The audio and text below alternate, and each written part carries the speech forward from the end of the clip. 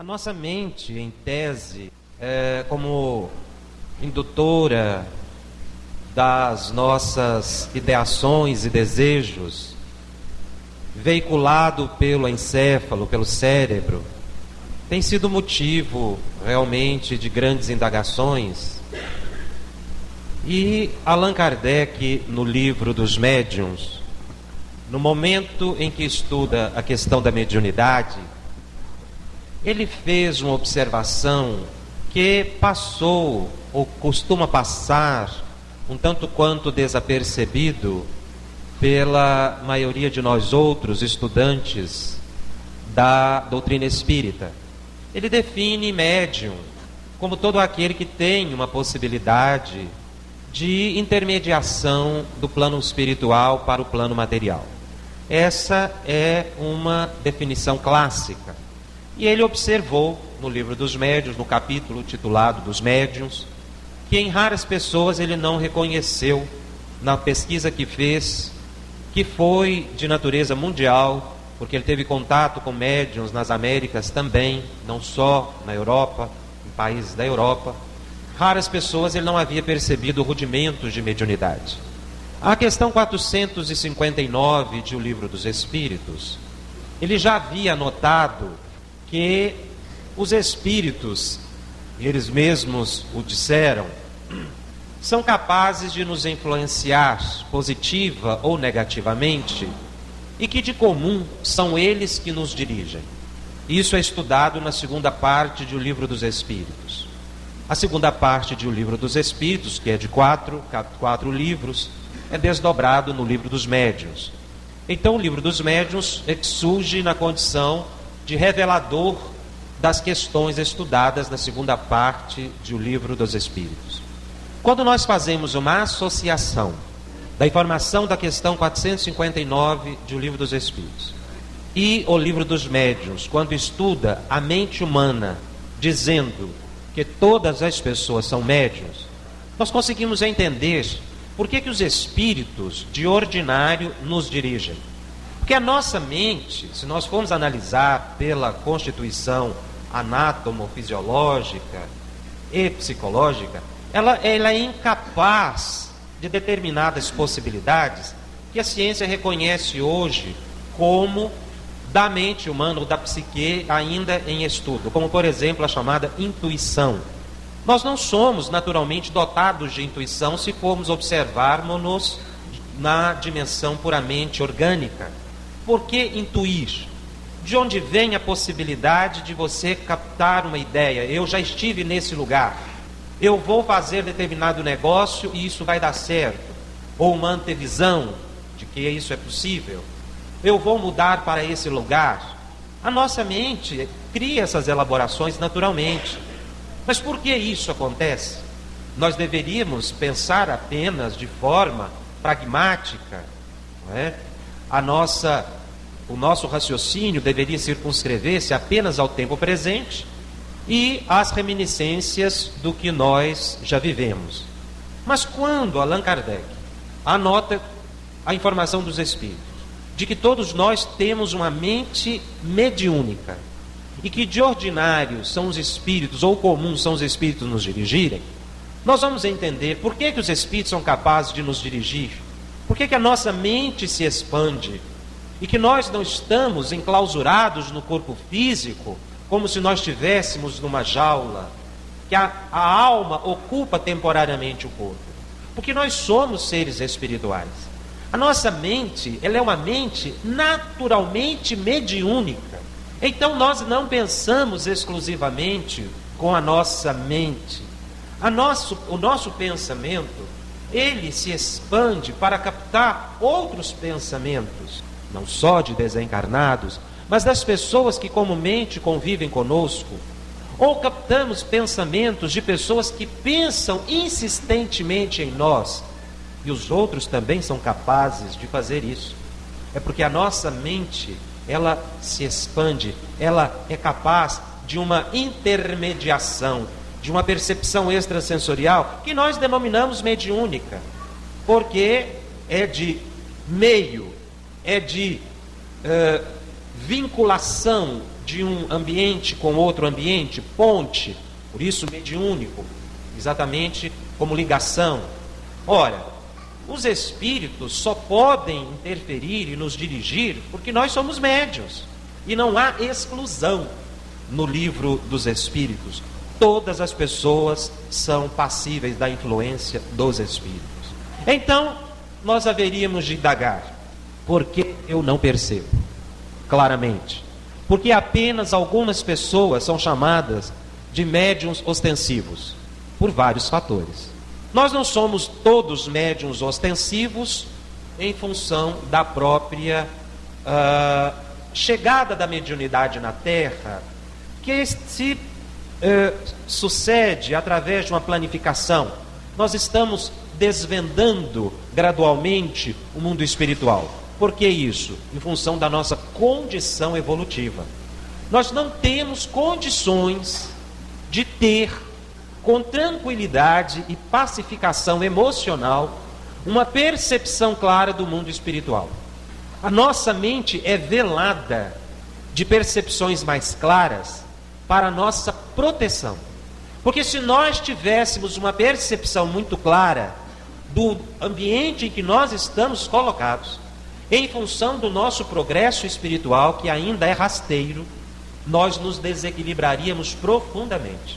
Porque os médiuns que têm um grau um pouco mais avançado de percepção, seja visão, sensação de espírito, sonhos premonitórios, se esses indivíduos não se dão a uma disciplina um tanto quanto rigorosa em termos de emoção, estas pessoas se desequilibram.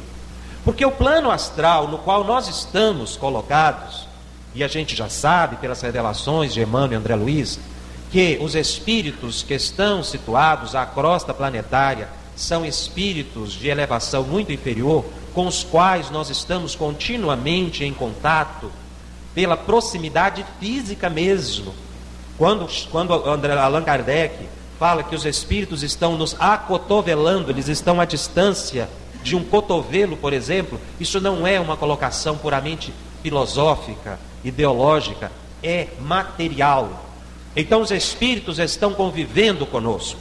E pela nossa condição evolutiva, ou pela condição evolutiva da maioria das pessoas da Terra, encarnadas hoje, pelas guerras, pela violência, pelos desregramentos, nós estamos numa convivência, normalmente, falando em termos de maioria da população e não pontual, André Luiz disse que muitas vezes essa convivência é promíscua. Ora, ter uma visão clara disso nos traria uma perturbação tão séria que nós não conseguiríamos permanecer encarnados. É por isso que a gente não tem uma percepção clara, por uma proteção. A própria reencarnação é uma proteção, porque quando nós estamos realizando as atitudes infelizes, nós não cogitamos normalmente das consequências, mas elas nos voltam em forma de culpa. E a culpa estabelece um vínculo muito grande, se o outro for incapaz de nos perdoar. Então nós nos auto-obsidiamos pela culpa e também prendemos aqueles que foram nossas vítimas e que foram incapazes de nos perdoar. Ora, quando nós reencarnamos, nós esquecemos. E o esquecimento é, portanto, uma bênção, porque a gente tem a oportunidade de apaziguar a consciência. Se as nossas vítimas puderem reencarnar conosco para mérito nosso, e nós transformarmos o ódio em amor, a antipatia em simpatia, e criarmos vínculos de amor saudável e não paixão enfermiça, a gente, quando voltar para o mundo espiritual e se recordar do que fez, a nossa consciência vai aplacar-se. Principalmente se as nossas dificuldades tiverem sido muito grandes aqui na Terra, com aquelas pessoas com as quais nós prejudicamos ou seguimos por caminhos infelizes. É aí que a nossa consciência vai ficar ainda mais tranquila. Não porque existe um Deus que há de nos punir, não, somos nós mesmos. É uma questão psicológica que a natureza permite, de reequilíbrio mental em função de um desajuste que eu criei em mim mesmo. É por isso que nós não temos uma visão clara que a mediunidade no plano físico não permite, para que a gente esqueça. Daí o cuidado que se deve ter com os processos de regressão de memória. Somente profissionais altamente habilitados hoje teriam condições disso.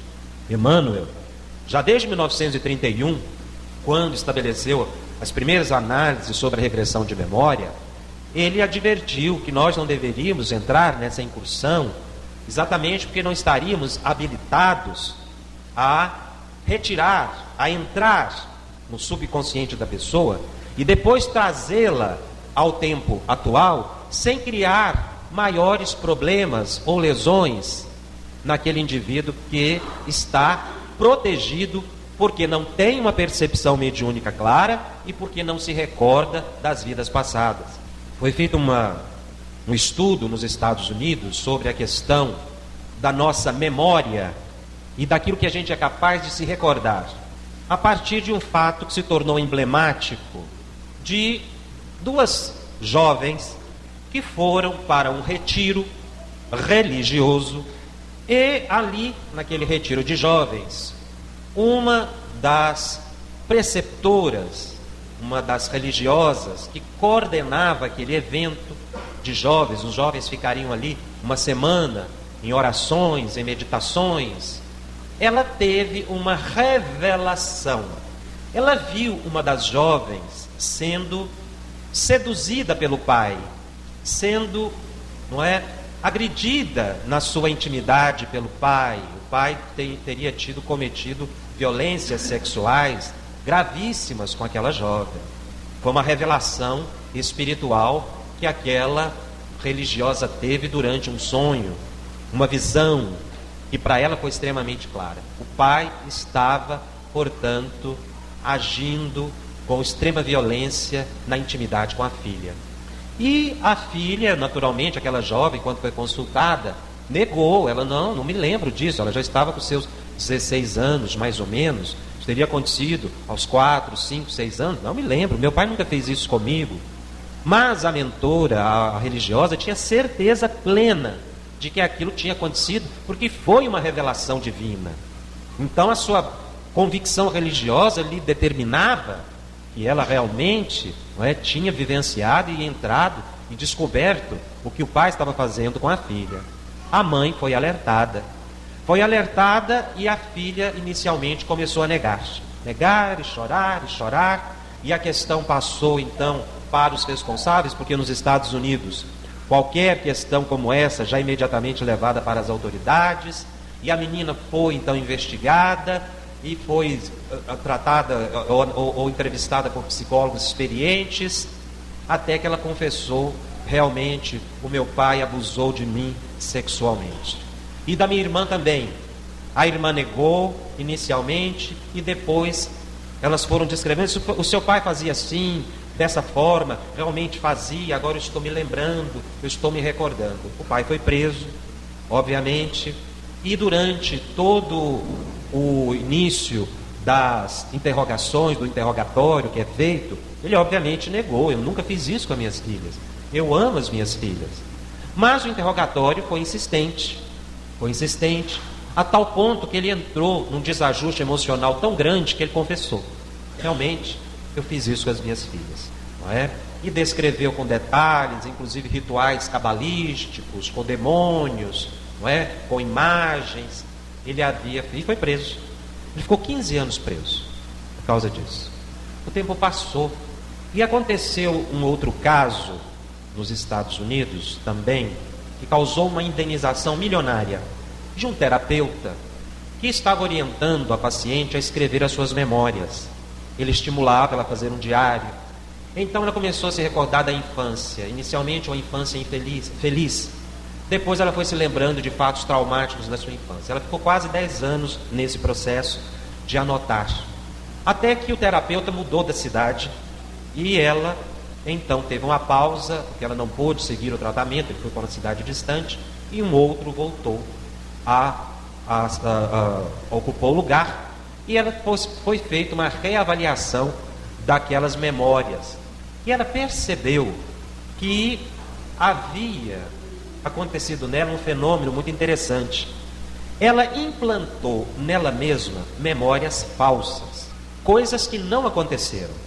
E aquilo destruiu a vida dela, porque ela acreditou tanto naquelas memórias falsas, que ela passou a pautar a vida num sofrimento tão grande, como se ela tivesse sido ser viciada na infância e tivesse tido realmente uma infância infeliz. E ela nunca teve uma infância infeliz. Ela falou, gente, isso aqui, pera, deixa eu pensar direito. Ela viu que eram fantasias e que o psicoterapeuta não teve capacidade de auxiliá-la a reconhecer o que era verdade do que era fantasia. Como esse caso tomou uma proporção imensa, houve um processo contra esse terapeuta, foi provado que as memórias foram implantadas falsamente, ele não teve habilidade, ele pagou uma indenização para ela milionária. E o caso do pai foi revisto também. Porque o que aconteceu? No momento do interrogatório, o sofrimento psicológico dele foi tão grande que houve uma implantação de memórias falsas. Depois as meninas lembraram que realmente aquilo nunca aconteceu. O pai sempre foi muito amoroso, elas nunca tiveram violência dentro de casa.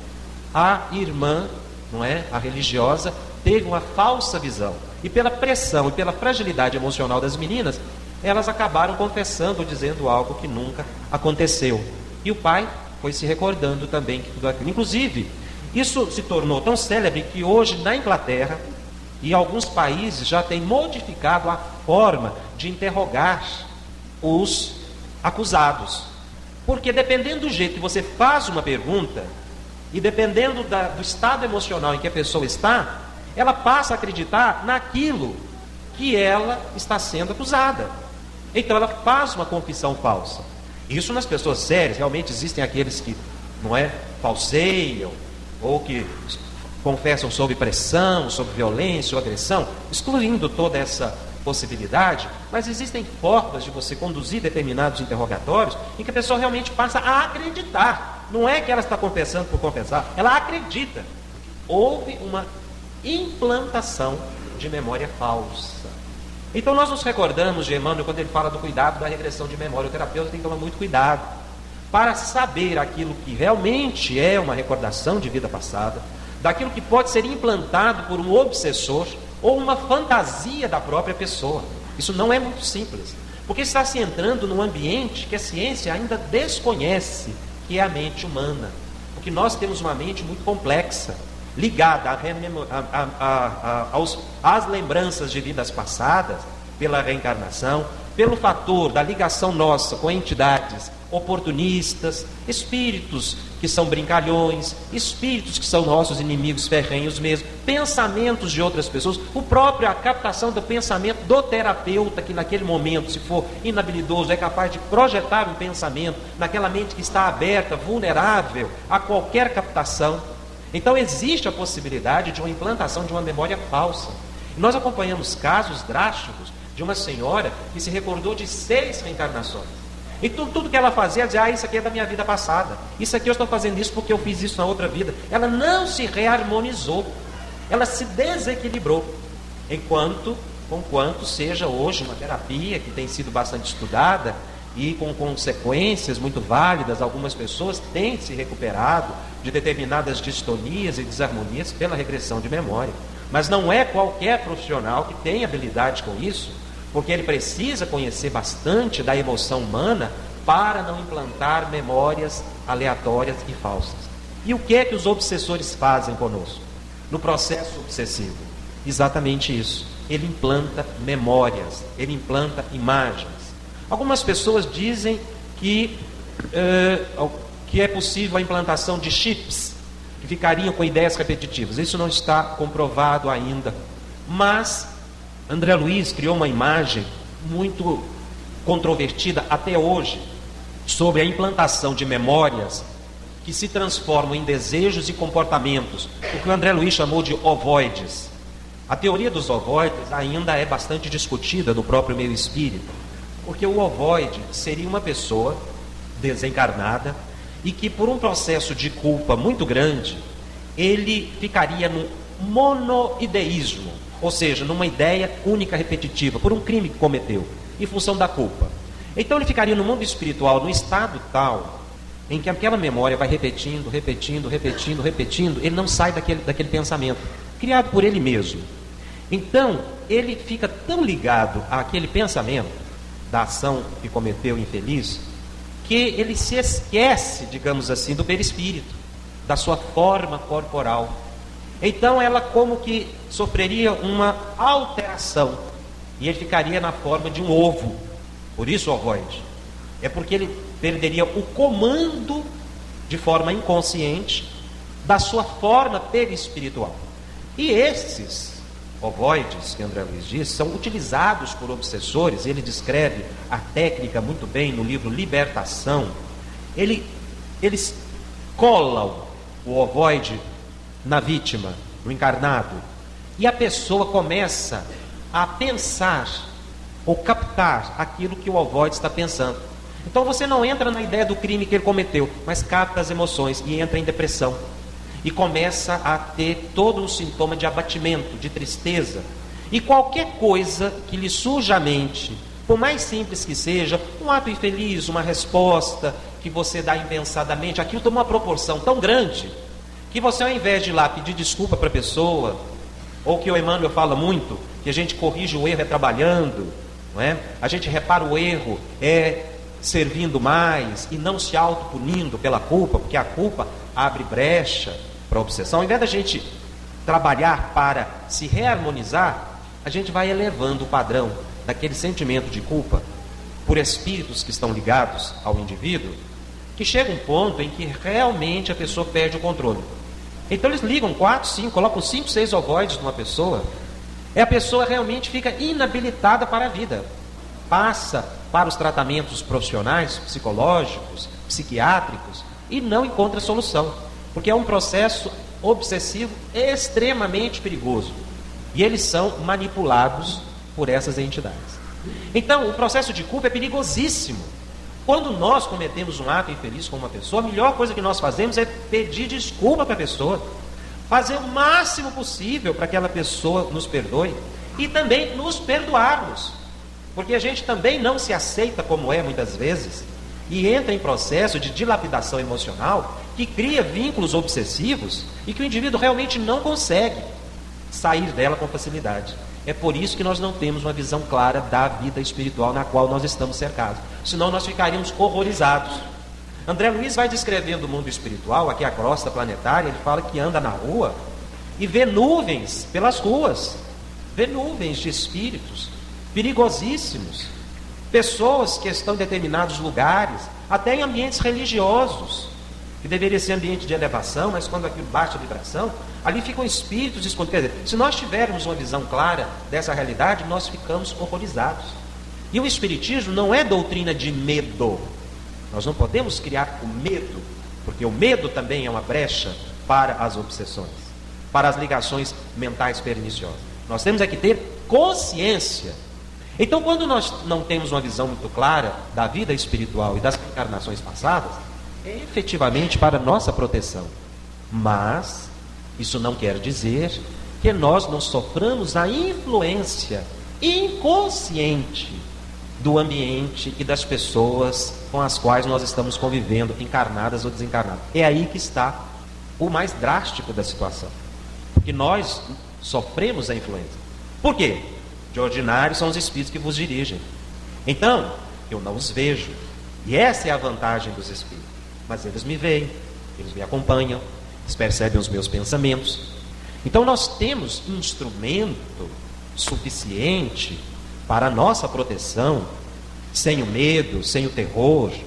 Daí quando a gente comenta que alguns livros, não é, que têm saído ultimamente, descrevendo os umbrais, descrevendo os terrores das grotas, dos ambientes, não é, do mundo espiritual, isso na verdade alimenta uma imagem coletiva, estabelece o pânico, o terror, e o Espiritismo não veio para isso.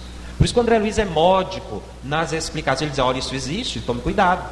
Então ele se preocupa muito mais em nos ensinar a protegermos-nos psiquicamente contra as investidas do mal, do que desvendar a realidade total do mundo espiritual. Ele levantou, nas 14 obras que ele tem, levemente o véu do mundo espiritual, e a gente tem uma pálida percepção do que realmente ocorre. As situações são tão graves que certa vez manifestou-se numa reunião mediúnica na qual nós participávamos, um espírito que foi descrevendo a situação em que ele estava. Ele era usuário de droga e desencarnou e foi para uma região muito difícil, sofreu bastante, era um jovem. E ele, depois do choro, daquele primeiro momento do transe mediúnico, ele começou a contar a sua história, o seu drama, os primeiros envolvimentos com os amigos, as drogas, até que por uma overdose ele desencarnou. Então ele foi para o mundo espiritual e sofreu bastante, não só pela abstinência, porque os espíritos sofrem também pela abstinência, mas também porque os espíritos começaram a acusá-lo, porque ele chegou no mundo espiritual como um suicida, inconsciente, não teve a intenção, mas sofreu com aquelas agressões dos perseguidores, porque ele destruiu o próprio organismo. Então ele foi para regiões do umbral muito infelizes. Então estava na região do umbral, muito escura, ouvindo aquelas vozes que o acusavam de suicida e sofrendo toda a crise de abstinência, porque a crise de abstinência, ela gera imagens terríveis na mente da pessoa, um desejo incontrolável, ver vultos, tudo dentro da própria mente, porque o umbral é construção nossa, não é? Nós estamos no ambiente que nós edificamos. Muitas pessoas têm medo do umbral. Ter medo do umbral é a mesma coisa de dizer que eu tenho medo do que eu penso, porque eu que vou construir o meu ambiente espiritual do outro lado. Então eu tenho que ter medo, não é do umbral, eu tenho que ter medo de mim mesmo, é do que eu acredito. Então, como ele estava naquela faixa psíquica, ele estava vendo monstros terríveis e viu um grupo de espíritos, não é? Ele não sabia que era espírito, porque ele não tinha muita consciência que era desencarnado. Na reunião mediúnica, o que ele foi dizendo? Ele estava naquela região trevosa e viu um grupo de cavaleiros que estava passando e puxando alguns outros por correntes. Pegavam uns e acorrentavam e levavam, não é? Para ele não sabia onde. Até que certa vez foi ele que foi recolhido por aqueles cavaleiros, foi acorrentado e foi levado para uma comunidade. Lá ele sofreu mais ainda, porque eles colocaram na mente dele uma ideia de desejo da droga de forma impressionante. Aí ele passou a ser usado para aproximar-se de jovens e causar neles o desejo incontrolável do uso da droga. Ele não se tornou um ovoide, mas ele se tornou um marionete na mão daqueles obsessores, que já estavam no mundo espiritual há muito tempo, causando a desencarnação. Então ele sofria terrivelmente, porque ele guardava uma certa consciência, que teve uma formação de família sólida, então ele se lembrava de algumas coisas de casa, isso manteve um certo padrão de lucidez. E diz que a situação mais trágica que ele sofreu quando ele chegou numa casa, no mundo, num plano material, e viu um jovem que estava, não é, em uso moderado dos agentes chamados psicoativos ilícitos. Estava nos primeiros usos. E ele passou a ficar no quarto do rapaz. Eles deram a ordem para ele: você vai ficar aqui, você não pode sair. Como ele estava enfraquecido, ele ficou. Mas ele não percebia que ele irradiava para aquele rapaz um desejo imoderado do uso das drogas. O rapaz foi usando cada vez mais, porque a presença daquela entidade aguçava o desejo da droga. Sem tirar do rapaz a responsabilidade, obviamente, porque nós só somos tentados naquilo que gostamos. Ninguém é tentado naquilo que não gosta. Tem que haver sintonia, tem que haver o que se chama de desejo, ou que Allan Kardec chama de simpatia, que é afinidade. Então o jovem já estava usando aquela entidade ali desencarnada no quarto dele, ele foi usando, e eles foram cada vez mais se aproximando, porque a obsessão, a sintonia, ela se intensifica com o tempo. Quanto mais você convive com uma ideia, quanto mais você pensa numa ideia, ou alimenta determinada ideia ou desejo, mais aquilo aumenta. Se for para fazer o bem, você vai querer fazer o bem cada vez mais. Se for para o atendimento dos seus desejos, seus sentidos, a sua fisiologia, a sexualidade, a alimentação, o fumo, a droga, enfim, aquilo vai aumentando à medida que você pensa. Então eles foram se aproximando, mas aquele espírito foi mantendo uma certa lucidez. Quando ele viu, ele chegou a um ponto de ligação tal que o desejo dos dois, porque aí o espírito também começou a sentir as emanações da droga que aquele encarnado estava utilizando, a vampirização. Até que certo dia a dose foi imoderada e o rapaz desencarnou. Então o desencarnado, aquele jovem que tinha sido manipulado por obsessores perigosíssimos, entrou por um processo de culpa muito grande. Por quê? porque ele sentiu-se culpado pela desencarnação. Ele chegou falando isso na reunião mediúnica: eu matei. Mas não é que ele matou fisicamente, ele induziu a pessoa a uma overdose, para que aquele rapaz fosse também surrupiado e levado para a região das trevas.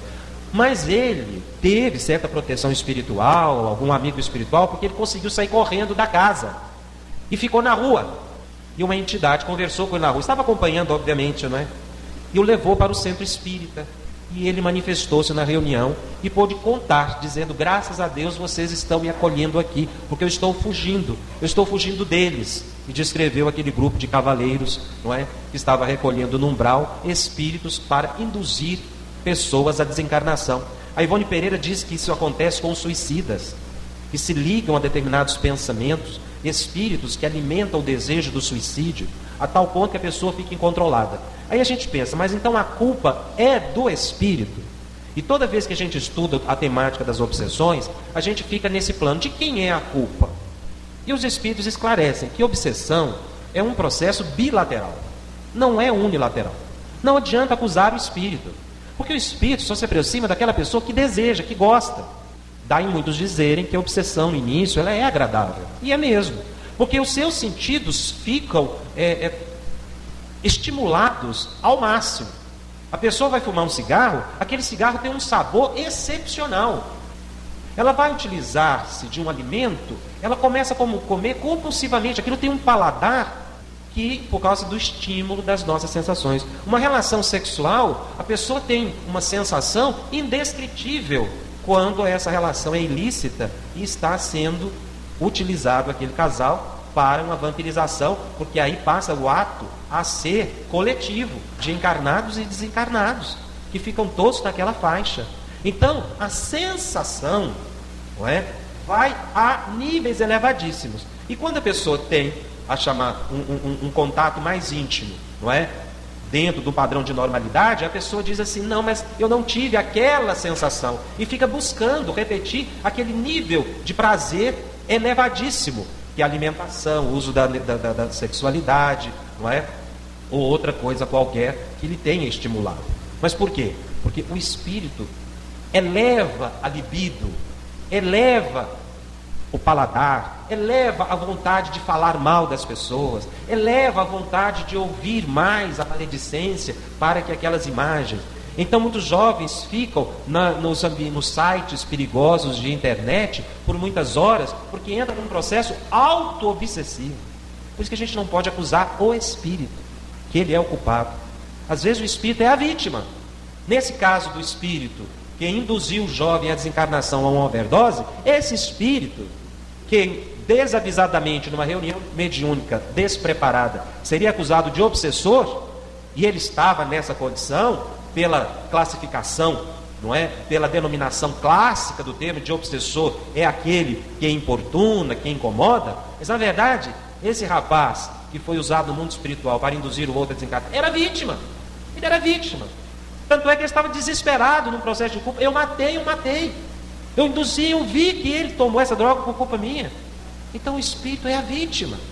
É porque nós precisamos mudar o foco de percepção da realidade na qual nós estamos envolvidos e termos a visão do mundo espiritual para cá. A gente não faz isso. A gente só olha a vida do plano material para o plano espiritual. E não tem parâmetro.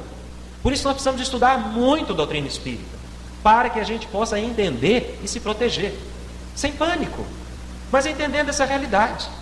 É por isso que os espíritos de ordinário nos dirigem. Ora, por que aquele espírito que foi colocado no quarto do rapaz teve condições de influenciar aquele jovem drogadito que estava nos primeiros, não é, nas suas primeiras experiências, e aquilo que progrediu até uma overdose? Porque aquele rapaz é médium. Mas ele seria um médium ostensivo, e a gente vê isso muito no centro espírita, pessoas que chegam vendo espíritos, às vezes não estão vendo espíritos, estão vendo criações mentais, provocado pelo alto comportamento desajustado. E aí você coloca na reunião mediúnica, coloca para estudar mediunidade, sem orientação, isso piora o quadro, porque a mente se abre, e ele passa a ver mais. Então você não pode colocar a pessoa nessa condição, ela tem que tomar passes, ela tem que ser afastada, orientada. A verdadeira desobsessão é a orientação do encarnado, não é do desencarnado. Porque o desencarnado muitas vezes é a vítima. Ele está naquela condição porque a pessoa está agregando ali. Ora, então aquele rapaz, talvez se fosse para um centro espírita, depois das terapias, ele nunca mais utilizaria o entorpecente e não seria um médium ostensivo. Então, por que ele sofreu a influência? Porque todos nós somos médiuns. Todos nós somos médiuns. Todos nós estamos captando. Ninguém é imune à obsessão. Os nossos lares não são imunes às obsessões. Então nós, quando não temos o evangelho no lar, quando fazemos da religião um mero ofício de obrigação, ou quando estamos na casa espírita apenas para resolver problemas materiais, nós não transcendemos e não criamos proteção para o nosso lar. Eu não sei se comentei aqui um fato muito interessante, mas é digno de nota, um fato que uma companheira nos contou, para a gente ver a questão da mediunidade dentro de casa e a repercussão da transformação do lar. Ela nos disse que quando era jovem, o seu pai era proprietário de vastas terras, eles viviam numa condição financeira abastada, não é? Eles tinham realmente muitas posses, eles viviam muito bem, mas por negócios mal realizados, eles ficaram numa situação de quase penúria. Família grande, vários filhos, eram 6 filhos mais ou menos, não é? E eles ficaram numa dificuldade financeira muito grande. Daquela casa muito luxuosa, foram para uma casa muito pequena, pagando aluguel, e o dinheiro não dava, nem todos trabalhavam. Então eles ficaram assim numa desorientação. Eles eram católicos e buscavam, né, então ajuda, e o dinheiro não aparecia, e os negócios foram ficando cada dia piores. E aí quando a gente entra nesse estado emocional, a gente sai buscando qualquer solução. E elas começaram, né, principalmente ela que era mais velha, uma das mais velhas, e a mãe, que tinha muita afinidade, eles falaram: nós não podemos deixar, esse negócio aqui que nós estamos passando não é de Deus não, isso aqui realmente tem alguma coisa aqui, nossa casa, não é? O demônio tomou conta, que era a expressão que elas usavam, que elas entendiam, que a sua compreensão permitia, não é? Então elas, olha, nós temos que resolver. E começaram a ir para todo tipo de lugar. Se elas ouviam falar que tinha alguém que estava fazendo trabalhos ali para melhorar a vida financeira, elas iam com aquela confiança mesmo, com aquela certeza de que ia fazer um trabalho, não é, mediúnico, e que ia voltar a resolver os problemas de casa. Elas queriam resolver os problemas materiais. Elas foram na igreja, foram para os evangélicos, foram na Umbanda, foram em todos os lugares, procurando a solução. Em todos os lugares tem pessoas sérias. Todas as religiões são sérias. A Umbanda é uma religião muito séria, o Candomblé é uma religião muito séria, não é? O catolicismo, os evangélicos, são todos muito sérios. Mas em todo lugar, como em todas as profissões, sempre tem aquelas pessoas maldosas que se aproveitam da boa fé das pessoas. E é aí que muitas vezes a pessoa incauta, que não sabe diferenciar, está achando que está indo num ambiente sério e não está. Então elas viam aí essas notícias que tem nos posts, não é? Ó, trabalhe 7 dias, volta seu amor. Você vai que os seus negócios vão voltar. E elas iam atrás. Elas disseram que um dia colocaram tanta pólvora na casa dela que eles tiveram que sair correndo, porque eles fizeram um desenho de pólvora e tocou fogo, aquilo explodiu. E foi uma fumaceira, abriram as portas, saíram correndo, que achou que ia pegar fogo na casa. E tudo quanto é lugar que vai tinha que pagar, porque ó, isso nada é de graça, tudo é dinheiro. E elas pagavam, já não tinha dinheiro, já estava gastando dinheiro para comprar a vela, para comprar o frango, para comprar tudo aquilo, não é? Que cada um acredita no seu segmento. Estamos fazendo uma análise real de um caso, sem pontuar, como eu disse, nenhuma crítica a quem faça, porque, repito, as pessoas sérias e tem as pessoas que gostam de levar a outra. E tem gente que finge que é médium. E você está com tanta vontade de ouvir certas coisas que a pessoa fala o que você quer ouvir, porque é a sua vontade de querer aquela solução. Então você lê lá que o seu amor vai voltar em 7 dias, você está desorientado, o povo está doido para correr de você, porque você quer o problema. Aí você vai, você quer. E a pessoa fala certinho, porque você quer ouvir. A gente ouve o que quer ouvir. Então elas pagavam, né, por aqueles trabalhos que estavam fazendo. Aí um dia, depois de passar por tudo quanto é lugar, e o dinheiro não voltava, e elas só estavam gastando, elas tiveram uma ideia. Falou assim: mãe, olha, esse negócio não resolve. Nós vamos ter que mudar de tática. Ao invés da gente gastar, agora nós vamos ter que ganhar. Observa o tanto que nós já gastamos, porque qualquer lugar a gente vai ter que pagar Para uma reza tem que pagar. Deixa um negócio desse. Onde é que Jesus falou isso? Mas, se está todo mundo cobrando, nós vamos cobrar também. Então nós vamos fazer o seguinte: lá no fundo do quintal, que dá a porta, não é, para outra rua, nós temos um quartinho lá, vamos dar uma ampliada e vamos colocar na porta centro espírita, porque tudo é centro espírita. As pessoas não diferenciam, não. Não é? Coloca centro espírita, porque é simpático, não é? Então, nós agora vamos colocar uma mesinha lá, nós vamos cobrar. Nós vamos fazer trabalho com as pessoas. Nós vamos ganhar dinheiro, porque pelo menos se não entrar tanto, pelo menos um pouquinho, né? Então a gente compra ali e tal, fala que vai comprar isso, comprar a vela e vai dar, e a gente fica com o dinheiro. E a pessoa, porque realmente elas tiveram essa ideia. Tá bom, mas como é que nós vamos fazer? Porque a gente tem que saber fazer isso também, né? Porque não é assim, a pessoa também não vai acreditando. Nós temos que ter uma técnica. Então vamos fazer essa técnica. Aí elas saíram procurando um livro que orientasse como é que faziam os trabalhos. Elas foram nas bibliotecas, aí pesquisando, porque elas são sérias, não é? Fazer o trem certinho, para ganhar dinheiro, porque se podia cobrar, elas achavam que podia cobrar. Todo mundo cobrava. Aí ela achou um livro, o livro dos médiuns, embaixo estava escrito assim: Guia dos Médiuns e dos Evocadores. Ela chegava feliz, ligar aqui, achei. Vamos ler esse livro, vamos começar a fazer trabalho e cobrar.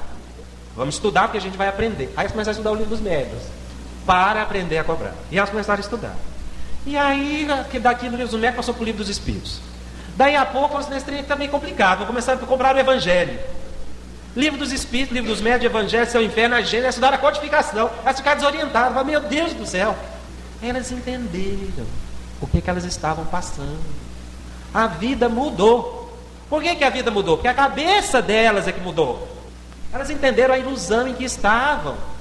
Que muito negócio mal feito é fruto de uma irreflexão. E é a gente que precisa mudar, não é o outro. O dinheiro não é a causa, é a consequência.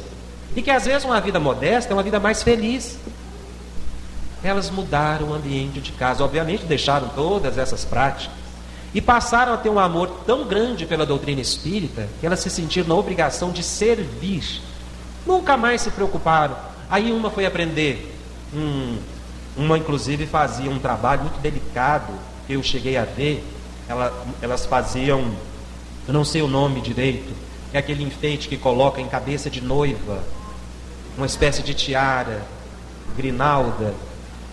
Então na época não tinha muita técnica. Elas pegavam aquela película do ovo, quando não é, tem a pelezinha interna do ovo, elas tiravam aquela película e revestiam as flores delicadíssimas, pequenas, para que desse, quando a luz batesse, aquela fusta cor, não é? E brilhasse. Então elas faziam todas as flores com aquilo e começaram a trabalhar com esse artesanato inicialmente. Acabaram que na cidade se tornando uma referência até para outros estados, fazendo esses objetos de flores e enfeites para noivas. E construíram, porque começaram um trabalho assistencial num local muito interessante, que você, para ver as pessoas lá, você chegava assim, era como eu estou aqui no alto, e as pessoas moravam num buracão, lá chamava Buraco da Aroeira. Elas passavam a levar comida e assistência, e o grupo foi crescendo, né? Porque as pessoas vão aproximando pela afinidade, elas começaram a prestar assistência àquelas famílias em extrema pobreza, levando comida, alimento, medicamento, assistência dentária, médica, para as famílias do Buraco da Aroeira. Essas famílias hoje já saíram, o governo já deu a casa para eles todos, e elas edificaram um dos centros espíritas mais atuantes na região. Obviamente, nunca cobraram um centavo, não é? O dinheiro, o que elas podiam fazer era dividir com aqueles que tinham menos do que elas. Então, quando a gente estuda de verdade e busca entender, a vida muda. Mas por que a vida material muda? Porque a minha mente muda. Porque a minha vida material, doméstica, é um reflexo da minha vida mental. Eu tenho um lar infeliz porque eu acredito que meu lar é infeliz. Eu tenho problemas porque eu acredito nos meus problemas. Eu não acredito nas soluções. Isso não é uma questão de autoajuda. É uma questão de percepção de realidade. A gente não costuma fazer oração todos os dias. Então a gente quer que os nossos filhos sigam para o centro, para um ofício religioso. Foi provado que os jovens que estão ligados por pesquisas de 11.996 jovens nos Estados Unidos, aqueles que tinham engajamento com a religião, num sentido de espiritualidade, ou até mesmo a religião pragmática, Eles tinham um comportamento diante da sexualidade, das drogas, da violência, completamente diferente daqueles que não tinham nenhuma orientação religiosa. Então, a família precisa de uma orientação de espiritualidade. Não é você não faça isso porque Deus vai te castigar, mas mostrar para nós mesmos a responsabilidade dos nossos atos, para que a gente se liberte dos condicionamentos. Então é preciso fazer uma transformação psíquica. Mas a gente não tem o hábito de orar, nós não temos o hábito de meditar. E os Espíritos tiveram tanto cuidado conosco, que Emmanuel mandou uma série de livros, Caminho, Verdade e Vida, Pão Nosso, me ajuda aí. Pão Nosso, que alguns falam que é pau nosso, porque esse Pão Nosso é custoso. Caminho, Verdade e Vida foi o primeiro, Pão Nosso. Aí vem Vinha de Luz, Fonte Viva. Há um outro que foi publicado. Não, tem um outro dessa série que não foi publicado pela FEB, Palavras da Vida Eterna. São os livros que completam essa coleção de Emmanuel, em que ele faz a interpretação dos trechos do Evangelho. O primeiro livro é o Caminho, Verdade e Vida. E ele diz que a escolha dos itens do Evangelho para comentário atenderam ao que ele chamou de um colar de pérolas. Colar de pérolas. Ele cria essa imagem. Ele diz que ele buscou construir um colar de pérolas. As pérolas, para se fazer um colar, quem trabalha com essa arte, elas são medidas, pesadas milimetricamente, são estudadas a cor, a tessitura, não é? As rugosidades, para que dê a qualidade do colar de pérolas, o tamanho. Então, são estudadas individualmente, elas não são amarradas aleatoriamente. O colar de pérolas é feito com muita pesquisa. Às vezes não se termina um colar de pérolas enquanto não se encontra aquela na perfeição que se pretende para a joia. Então Emmanuel quis dizer isso, que ele teve todo um cuidado. Eu não sei se vocês observaram, cada um desses livros tem 180 capítulos, observaram? Todos têm 180 capítulos. Se você ler um item desse por dia, você vai ler um livro desse em 6 meses. Os 5 vai dar um pouco mais de 2 anos, né? Para você ler. Não foi por acaso.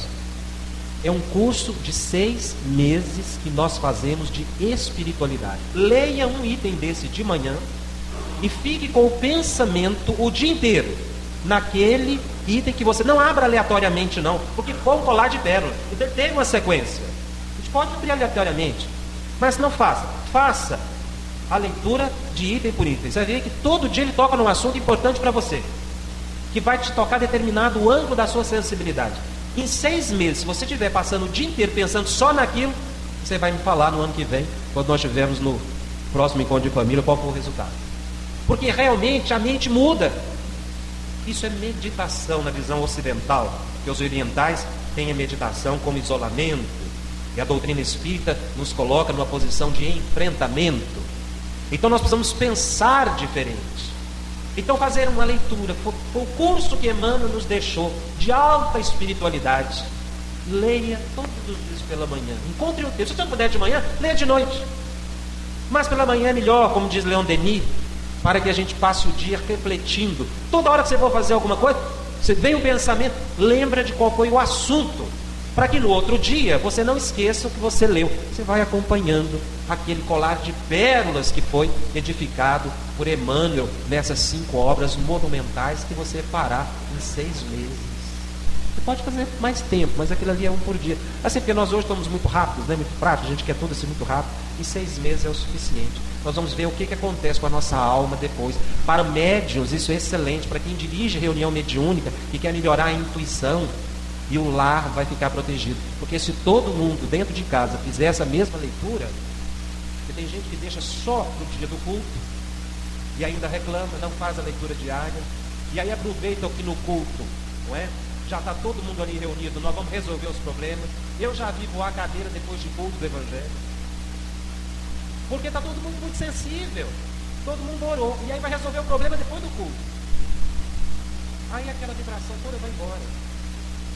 Só se for com muita tranquilidade para você discutir questões. Mas como nós não estamos adaptados a dialogar dentro de casa, porque nós não pautamos a nossa vivência dentro de casa, como Emmanuel diz, que nós deveríamos consagrar a nossa vivência dentro de casa todos os dias à felicidade do outro. Você imagina você colocar na sua mente que você tem uma obrigação, que é fazer as pessoas que convivem com você dentro de casa felizes. Olha o plano de renúncia que Emmanuel coloca. Porque é o contrário, né? A gente é infeliz porque o outro não me deixa ser feliz. A gente é infeliz porque eu não tenho o filho que eu quero, ele não me obedece, meu esposo, a minha esposa. A gente sempre coloca a nossa felicidade em fatores exteriores. Mas a nossa felicidade deveria ser aquela de construir a felicidade para as outras pessoas dentro de casa. Então nós precisamos, não é uma vez por semana, da leitura do Evangelho, ou dessas obras que nós fizemos referência, de 6 meses de reflexão, cada uma. É uma questão de opção, de mudança de comportamento diária, para que a gente medite e mude essa sintonia. Porque aí nós vamos ver a mediunidade lucidificar o nosso lar, clarear o nosso ambiente, aí os obsessores não entram. Porque eles não suportam. Há uma barreira política para o lar.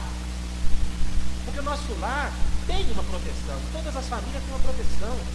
Nós comentamos aqui no fórum a classificação que o Allan Kardec faz dos espíritos que nos acompanham. Nós temos sempre um anjo de guarda. Isso está no capítulo 28 do Evangelho segundo o Espiritismo, no trecho que fala da prece para os anjos guardiões e espíritos protetores. Nem essa prece, mas o preâmbulo da prece. Ele fala que nós temos os espíritos que nos endossam a encarnação, que é sempre o nosso mentor chamado anjo guardião. Nós temos os espíritos familiares que nos acompanham, amigos, às vezes alguns até que a gente não conhece, mas que convivem conosco. E temos uma terceira categoria de espíritos, que são os espíritos simpáticos a nós. Ele usa essa expressão querendo dizer aqueles espíritos que têm afinidade conosco, ou seja, que gostam porque a gente gosta, que é a nossa coorte permanente de convivência. Então nós vamos deixando de ser espíritos entrar dentro de casa. Daí a pouco o divórcio chega, todo mundo está nervoso, ninguém se suporta, porque a gente não ora para o esposo ou para a esposa todos os dias. Senhor, fortalece o meu casamento, me permita casar em espírito todos os dias, como diz Emmanuel, ligar emocionalmente, não mais fisiologicamente, amar os meus filhos e que eles me amem. Embora o André Luiz diz que a prece da esposa é melhor que a prece do marido, mas eu rezo também, eu faço isso. Então nós temos que orar uns pelos outros, para que a gente se fortifique, supere, porque os lares são vulneráveis. Porque nós estamos numa fase reencarnatória muito problemática. A maioria dessa corte de espíritos simpáticos a nós são vítimas nossas do passado, ou que são oportunistas porque nós somos invigilantes. Por isso que a gente tem que mudar o pensamento. Tem gente que ainda acha que mediunidade é sentar numa mesa uma vez por semana, e ainda reclama quando aquilo que ele escreve, que é absurdo, que ninguém aceita, ele acha que é a coisa mais bela do mundo. Não aceita crítica. Ainda comentávamos ontem com os irmãos, nós precisamos descobrir que o centro espírita é dos espíritos, não é dos espíritas. Os espíritos usam muito mais esse ambiente aqui do que nós. De madrugada eles vêm para cá para fazer reuniões, desobsessões, dar cursos. Então o centro espírita é muito mais usado por eles do que nós. São ambientes que permitem aquela presença. E a gente ainda acha que o centro do espírito é nosso. Tem gente que é dono do centro. Digo dono mesmo, com a escritura do terreno e da edificação. Teve um que colocou assim: usufruto do fulano de tal, que era o presidente. Ele doou, mas com usufruto para ele.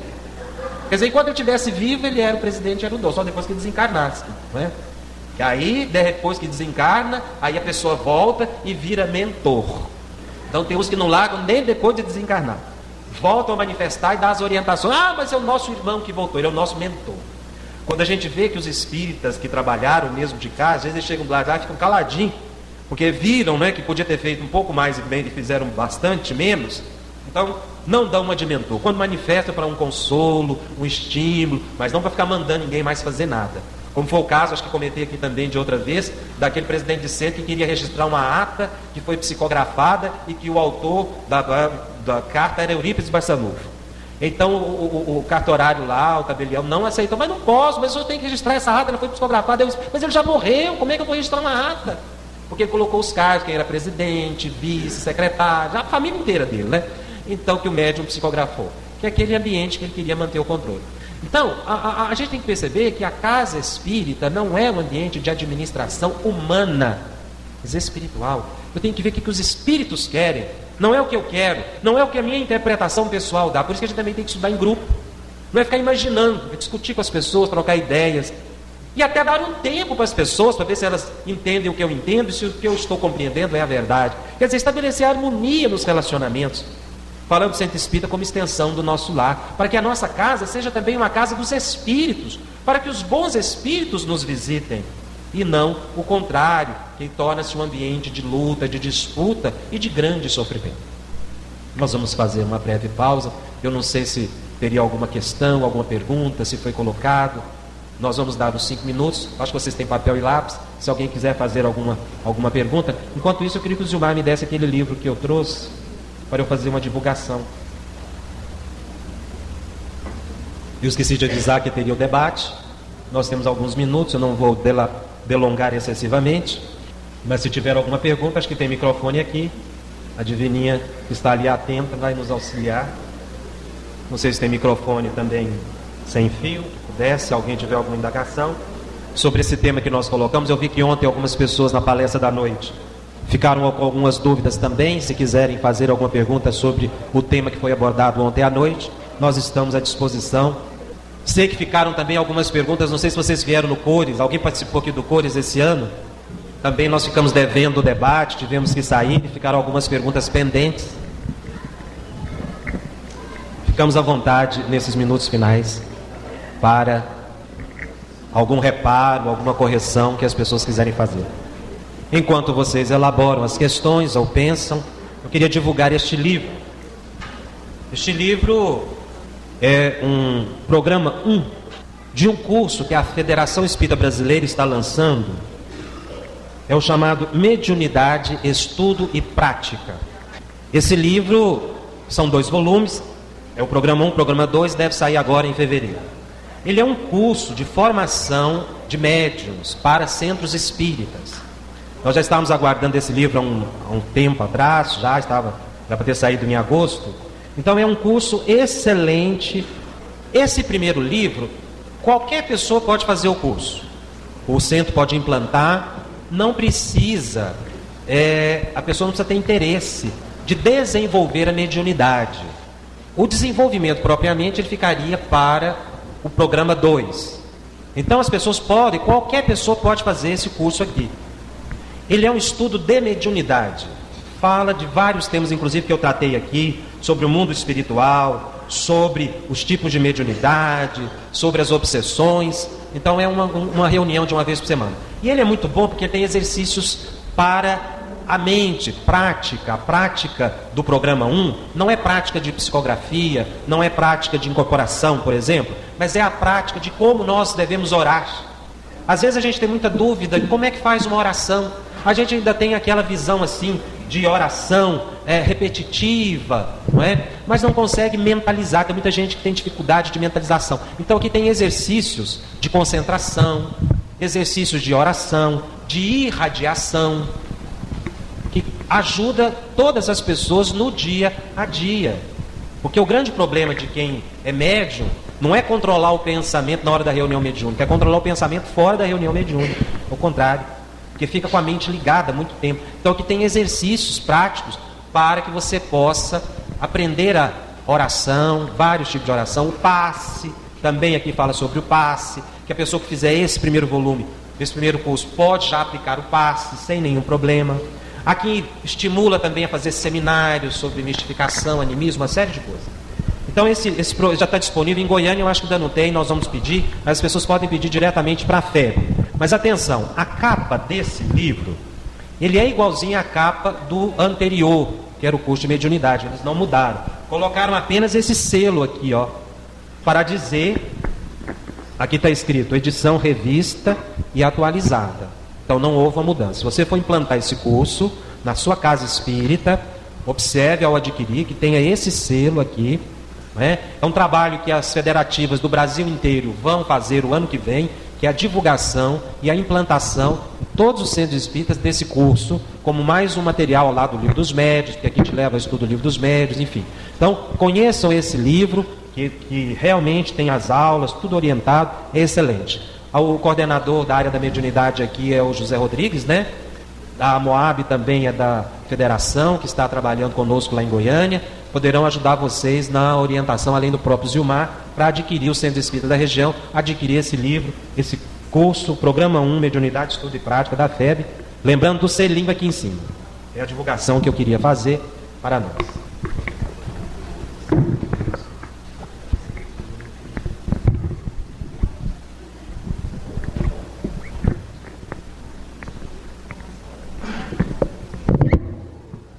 Fale um pouco sobre a mediunidade na Barra da Criança. Sim. É um tema bastante oportuno, porque a manifestação da mediunidade, como um fenômeno espontâneo, ela surge logo na primeira infância. Vou pedir licença para ficarmos mais aconchegados aqui.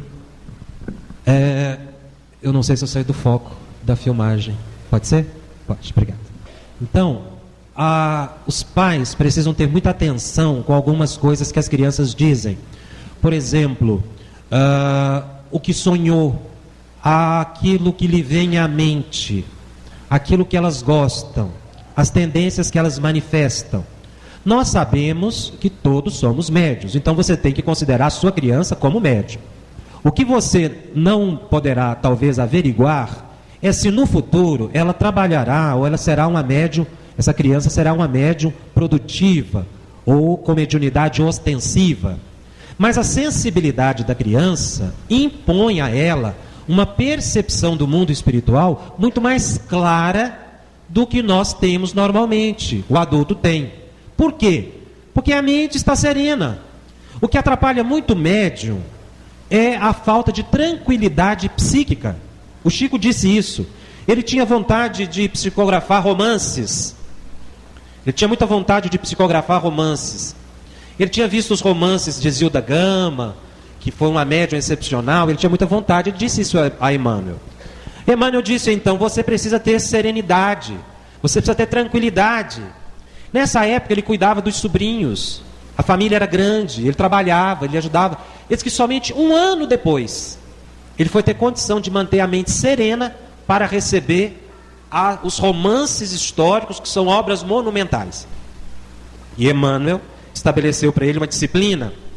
Você vai psicografar 1 hora e datilografar 1 hora. Então você tem que destacar 2 horas do seu dia para que a gente possa enviar as obras. E aí veio Paulo Estevão, Ave Cristo, 2000 anos, toda essa série de romances excepcionais. Mas ele precisou de tranquilidade. Nós, os adultos, normalmente não temos essa tranquilidade pela correria, pelo dia a dia, pelos trabalhos. A criança e o jovem têm. Então elas não têm grandes preocupações. Então a sensibilidade é muito grande. Pode não ser um médium produtivo, mas ela pode estar sim vendo espíritos. E se ela tem essa sensibilidade, ela está captando pensamentos. E outra coisa que você deve perceber, que altera muito o comportamento da criança, que é o ambiente dos pais. Se é um ambiente de discussão e de brigas, a sensibilidade da criança vai ficar vulnerada e ela tanto emocionalmente vai ficar desajustada, quanto vai abrir a mente para espíritos obsessores, dela ou dos pais, que vão atuar na criança. A criança começa a ver espírito, começa a não dormir, começa a ter medo. E a gente não valoriza o medo da criança, a gente critica o medo da criança. Eu estou com medo do escuro. Não, tem que aprender. Aí vai lá e apaga a luz. Ao invés de negociar com a criança, então vamos deixar a luz do corredor, se deixar a luz acesa, não é? Do quarto vai incomodar seu irmão, mas vamos deixar uma luz menor. Ouvir a criança vai acalmando. E ter tempo para prestar atenção no que a criança diz. Tem criança que tem, não é? E os pais não percebem, sonambulismo, porque dorme no outro quarto. Às vezes é o irmão que vê. Nós tivemos um caso de uma jovem agora, que sentiu-se levantando do corpo, ficou encostada no teto, gigante, como se tivesse triplicado de peso, estava gorda, enorme, não é? É um perispírito. Aí ela foi voltando, outro dia levantou e andou. Quem viu? Foi o irmão que viu. Um jovem desse precisa estar no centro da evangelização infantil. Então não há preciso de desespero com a mediunidade da criança, porque a mediunidade da criança é natural. A criança não tem receio. O problema é o lar. Se for um lar equilibrado, às vezes a mediunidade demora a manifestar. Mas se for um lar desequilibrado, de muita violência, discussão, intemperança, a mediunidade aparece mais cedo em forma de obsessão. E a solução, obviamente, não é desenvolver a mediunidade da criança. Porque alguns segmentos religiosos acreditam que a criança, desde 5, 6 anos, já pode desenvolver a mediunidade e não deve desenvolver a mediunidade. Né? Você deve conversar com a criança, acalmar a criança, levar ao ambiente de centro, ter um ambiente tranquilo, ouvi-la.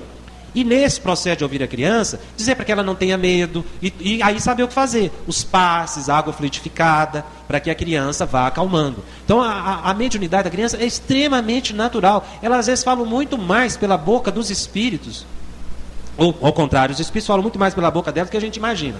Preste atenção, como tem hora que de vez em quando ela solta um, você fala assim, nossa, e dá uma lição no adulto. E às vezes até é repreendida, porque falou algo que você não entende disso, você não pode entrar nesse assunto. Isso foi o seu anjo de guarda usando a boca do seu filho.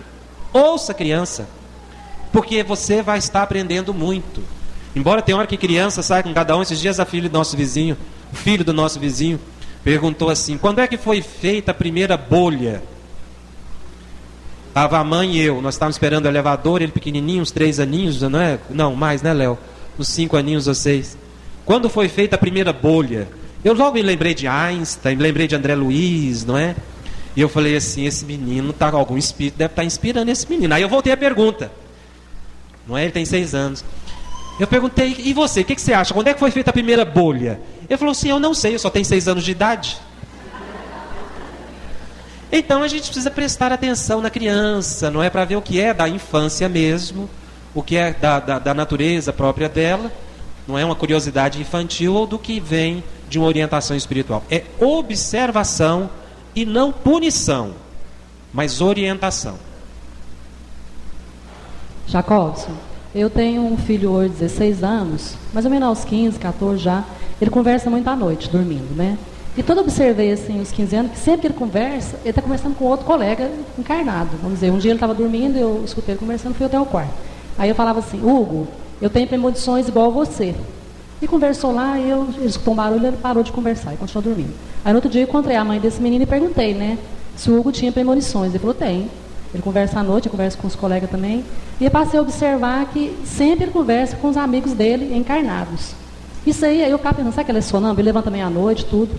Mas sempre ele conversa só com o encarnado. Ele tem mediunidade, eu tenho que trabalhar alguma coisa. O sonambulismo é uma mediunidade. A intuição é mediunidade.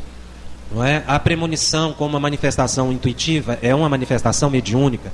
Essas sensações que a gente tem de entrar no ambiente, de sentir bem ou sentir mal, são manifestações mediúnicas. E essas a gente não valoriza como mediúnica, porque elas são tão subjetivas e não são ostensivas, internas, que a gente considera como se fosse da mente da gente. É muito comum nessa idade o sonambulismo já diminuir. O sonambulismo é mais comum na primeira infância, depois quando vai chegando 17, 18, no adulto é mais difícil o sonambulismo. Isso a própria medicina demonstra. Mas o contato de encarnado com encarnado é perfeitamente possível, então esse jovem precisa já ser esclarecido, não é? Para que, inclusive, tenha um certo cuidado, para que ele já vai... Um jovem hoje de 16 anos tem perfeitas condições de fazer um estudo sério no centro espírita, não é? Ou na mocidade, já ir trabalhando, que vai equilibrando, fazer a leitura do Evangelho no quarto, para que vá também vão diminuindo essas sensações. E realmente colocar até tela na janela. Nós tivemos uma amiga que a jovem suicidou e não viu. Ela levantou e saltou do 14º andar. E era uma família espírita, não é? Que mudou para uma cidade, outra cidade maior para estudar. Não tinha nenhuma desavença, mas quando a jovem manifestou, ela disse que não viu o que fez. Então é preciso até colocar a tela na janela quando percebe isso, para evitar que ele se atire, não é, no momento de invigilância, porque realmente o risco é muito grande. Então é preciso ter observação e não levar isso como qualquer coisa, ou como a mediunidade é assunto sério. Espiritualidade é assunto sério, não é coisa de domingo de manhã.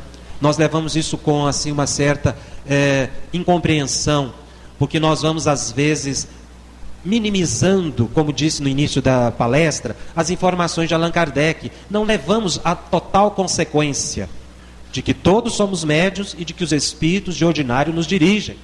A gente não considera isso com a seriedade e com todas as consequências dessas informações. A gente ainda tem isso como pura literatura, como filosofia, como algo místico, ou como algo que acontece com os outros, e não com a gente.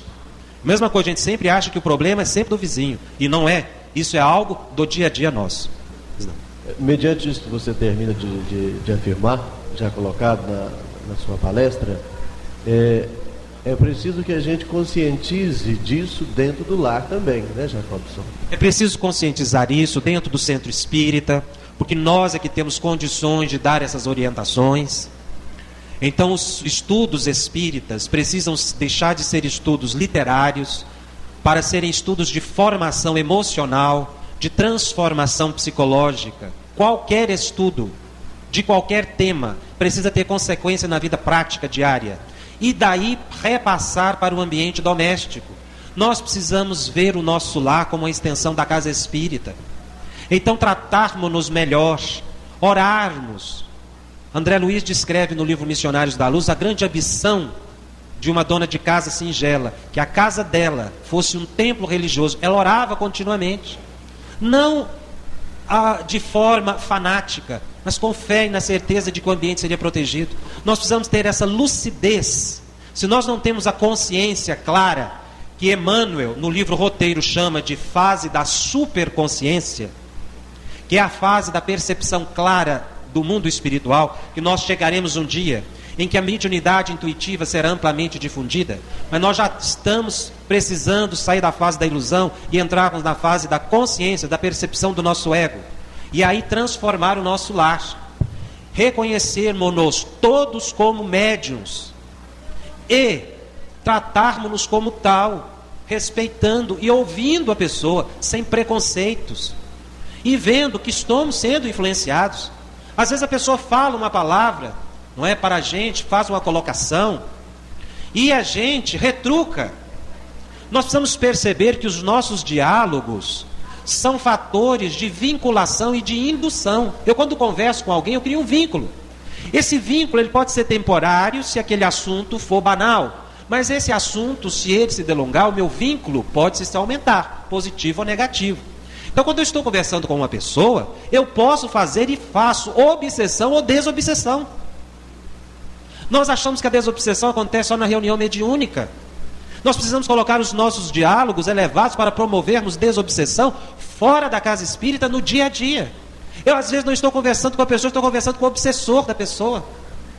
Eu vejo isso muito. Tenho oportunidade na condição de coordenador da área da mediunidade na federação, então nós fazemos reunião com médiuns por todo esse estado e até outros fora do estado. Você senta com alguns grupos de médiuns, você vê claramente que você está conversando com ele, mas com aqueles com os quais ele está ligado, que fala cada besteira para a gente. Se você for na faixa, você agride a pessoa e ele está sendo usado. Então, às vezes, o marido, a esposa, os filhos, quando nós estivermos conversando, pensemos no Evangelho, que estaremos promovendo desobsessões nos nossos diálogos. Tem uma pergunta aqui, que eu vou fazê-la, mas depois eu vou mexer nela um pouquinho também. O que fazer com aquela pessoa que frequenta o centro, mas não aplica em casa o que aprende? Eu acho que devia ser assim: o que fazer conosco, que frequentamos o centro espírita, e em nossas casas não aplicamos o aprendizado? Os espíritos são tão misericordiosos conosco, porque a doutrina espírita é muito simples. Se você lê a doutrina espírita, os livros, ela é muito simples. Mas os espíritos superiores escondem nas mensagens, às vezes, principalmente Emmanuel faz isso demais, André Luiz também. Às vezes uma frase de Emmanuel, uma frase de André Luiz, esconde um sistema filosófico. Por isso que eu falei que essas mensagens do Pão Nosso, Caminho, Verdade e Vida, a gente tem que ler devagar, palavra por palavra, meditar e tentar entender. E às vezes a gente não vai entender. Tempos atrás eu li um autor muito festejado no meio acadêmico, que é Michel Foucault. E relendo André Luiz, eu vi uma teoria de Michel Foucault, dita por André Luiz há 50 anos atrás, e é um autor contemporâneo. Então eu precisei ler um filósofo para entender André Luiz. Obviamente que ele já me dava algumas informações daquela leitura de André Luiz, mas à medida que você vai compreendendo mais os sistemas filosóficos, você vai aprofundando, vai vendo como a obra é rica e que ela se esconde atrás de uma simplicidade.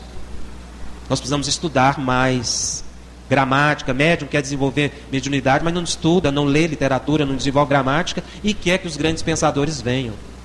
Então eles foram tão misericordiosos conosco que lá está esculpido no Evangelho. Como é que se reconhece o verdadeiro espírita? Vocês me ajudem aí. Pela sua transformação moral e pelos esforços que empreende para vencer. Então eu venho no centro espírita, ouço uma palestra do Dr. Gilmar, da doutora Moab, dos trabalhadores aqui, Dr. Romeu, os nossos irmãos trabalhadores aqui da casa. Obviamente que aquilo tem que me causar um insight, uma reflexão.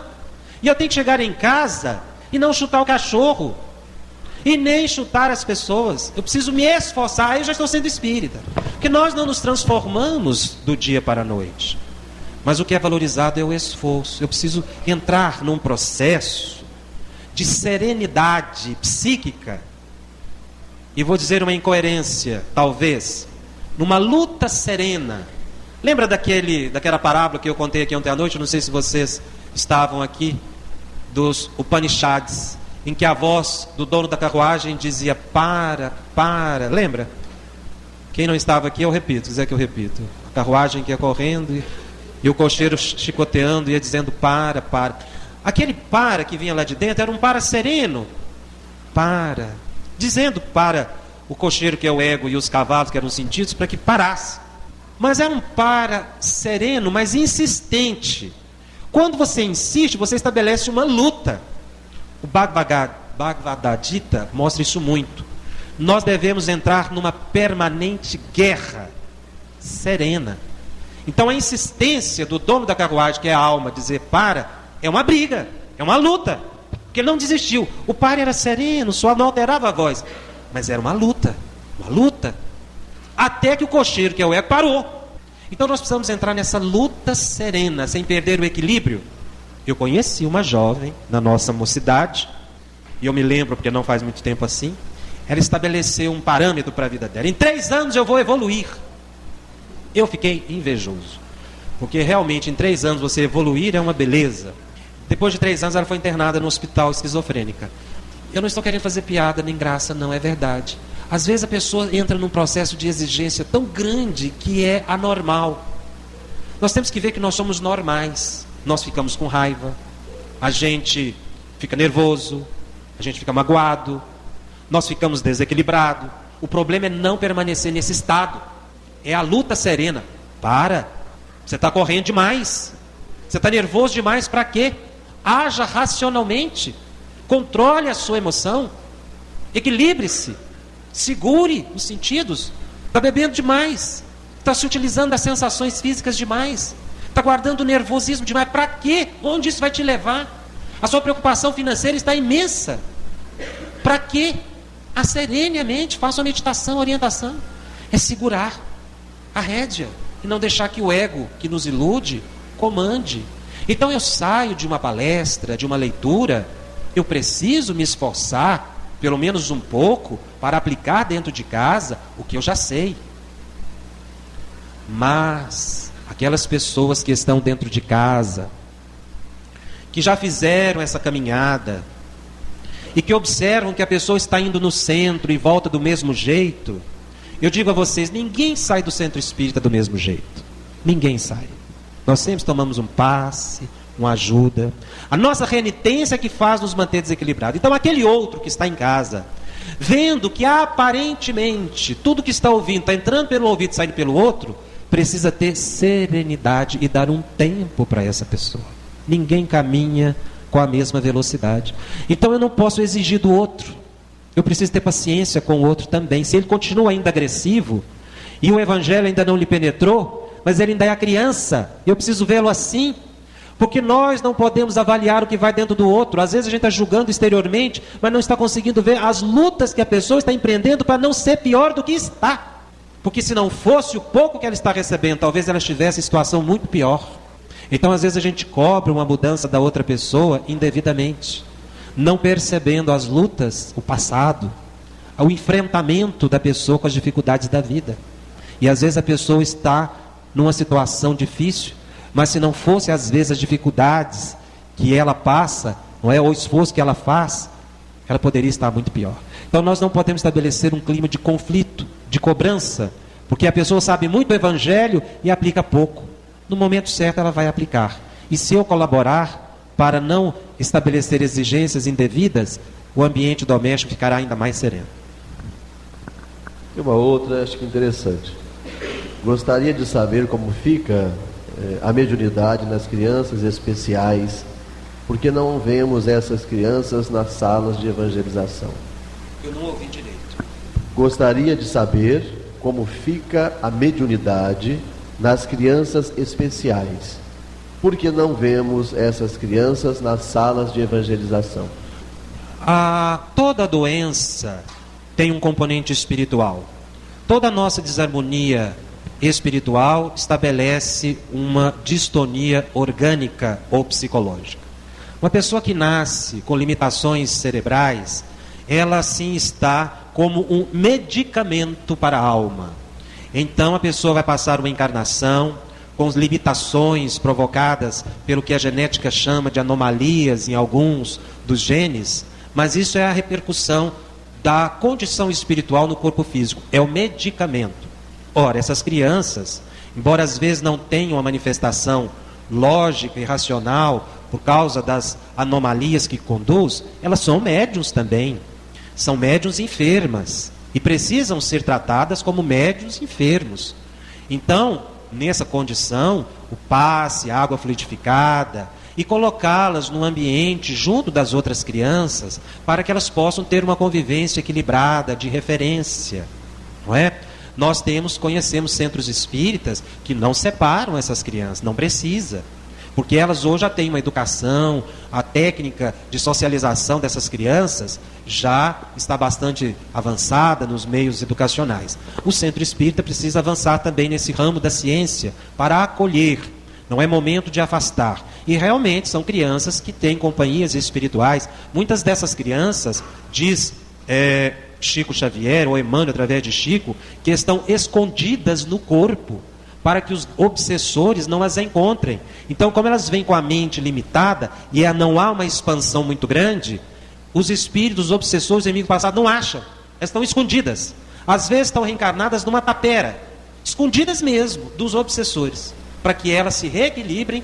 Vocês leiam, para aprofundar esse tema, o livro Ação e Reação, que há um capítulo chamado Débito Estacionário, em que André Luiz descreve um caso de uma criança com anomalias ou deformidades gravíssimas, em que ela estava escondida dos inimigos espirituais, mas tinha uma vida mental lúcida.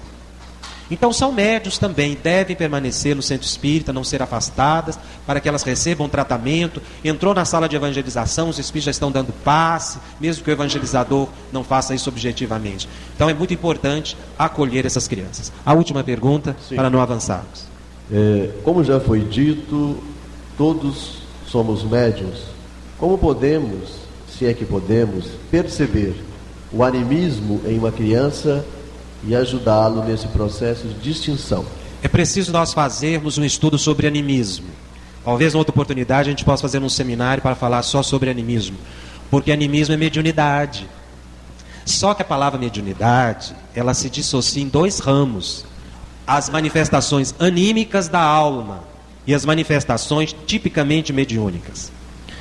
Tipicamente mediúnica é uma incorporação, é uma psicografia, porque há um espírito que usa o corpo. Mas eu pergunto a você, a vidência, nessa descrição que eu fiz, seria mediunidade? Tem um espírito que vê através do meu olho? Ou é eu, alma, que estou vendo o espírito? Então isso é uma manifestação da alma. Portanto, segundo Alexander Aksakov, o russo, no livro Animismo e Espiritismo, ele diz que isso é animismo. E ele que cunhou essa expressão, ânima, alma, são manifestações da alma. A intuição é um espírito que está percebendo o pensamento do outro pela minha cabeça, ou eu que estou captando o pensamento do espírito, encarnado ou desencarnado? A telepatia é uma manifestação mediúnica ou é uma manifestação anímica? Mediúnica ou anímica? Anímica, porque é a minha alma que está entrando em contato com outra alma. A senhora descreveu aqui que o filho está conversando com outro encarnado, como ela descreveu. É uma manifestação mediúnica ou anímica? Anímica, porque é uma alma conversando com a outra. Então, falta uma palavra para agregar, porque a palavra mediunidade, ela se ramifica em duas, nos fenômenos anímicos e nos fenômenos mediúnicos, típicos de intermediação de espíritos. Então, animismo é mediunidade. Então, quando a criança fala algo que está além da sua possibilidade, ela está num processo telepático, é anímico. Você tem que diferenciar daquilo que é da psique, da fantasia da criança, da alma da criança, que aí é da sua própria condição infantil. Mas a manifestação anímica, tecnicamente falando, nós incluímos a psicometria, o sonambulismo, a telepatia, o êxtase, a dupla vista. Em outra oportunidade a gente pode aprofundar. Agradeço a atenção de todos. Muito obrigado.